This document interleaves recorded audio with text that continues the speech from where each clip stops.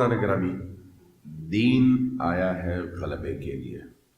سب سے پہلے ہمیں اس چیز کو سمجھنا چاہیے، دین وہ نہیں ہے جو معاشرے میں نظر آ رہا ہے، دین وہ ہے جو قرآن نے کہا اور نبی کریم، ان کی اولاد، ان کے پاکیزہ اصحاب نے بیان کیا۔ جو معاشرے میں پریکٹس میں چیز ہے وہ کچھ عبادات ہیں اور کچھ رسومات ہیں۔ دین غلبے کے لیے آیا ہے اور اللہ کا وعدہ ہے کہ زمین پر دین کا غلبہ ہونا ہے، یہ اللہ کا وعدہ ہے، اور اللہ کا وعدہ کبھی بھی جھوٹا نہیں ہے۔ لیکن دین کا غلبہ معجزے کے ذریعے سے نہیں ہوتا۔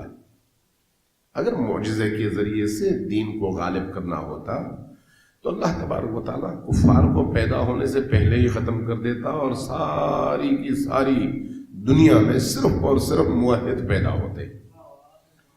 اللہ نے ایک نظام، ایک سسٹم بنایا ہے، اور اس نظام کے تحت انسانوں کو پیدا کرنے کے بعد انبیاء اور کتب سماوی کے ذریعے سے انہیں اس نظام میں ڈھالنے کی دعوت بھی دی ہے اور ان کو رستہ بھی دکھایا ہے۔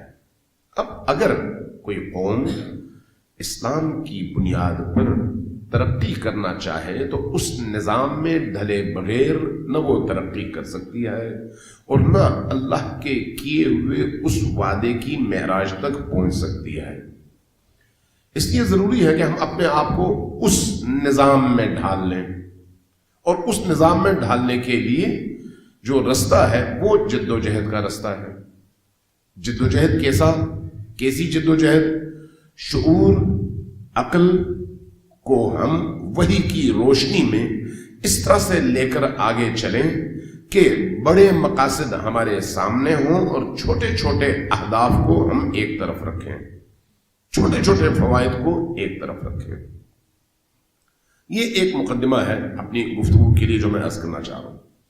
آج کی معاصر دنیا میں کہا جاتا ہے 55-56 اسلامی ممالک ہیں، لیکن کیا ان اسلامی ممالک میں مسلمانوں کی کوئی حیثیت، کوئی توقیر، کوئی رعب، کوئی دبدبہ، کوئی عزت ہے یا نہیں ہے؟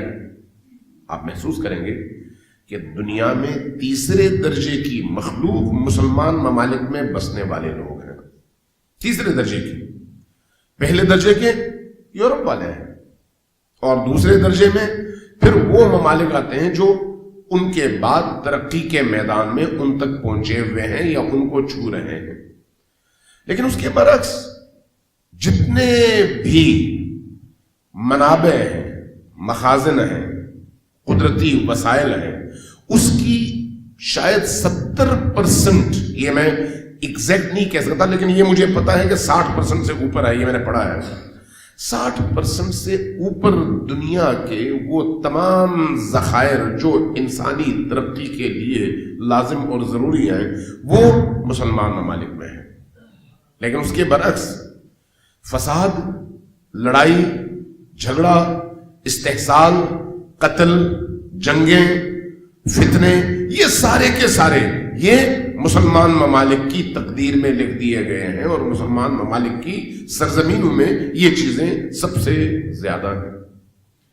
اب سوچنے کی بات ہے کہ اسلام تو آیا تھا غلبے کے لیے، اسلام تو آیا تھا انسانوں کو نجات دلانے کے لیے، اسلام تو آیا تھا انسانوں کو ترقی کے اس کمال تک پہنچانے کے لیے، تو یہ کیا ہوا کہ وسائل آپ کے اور فوائد آپ کے دشمن اٹھائیں، ذخائر آپ کے، بہترین نعمتیں آپ کے سرزمین کی جو موحدین کی سرزمین ہے، موحدین کے اوطان وطن ہیں، لیکن اس کا فائدہ وہ لوگ اٹھائیں جو توحید کے مخالف ہیں اور توحید کے مقابلے میں کھڑے ہیں۔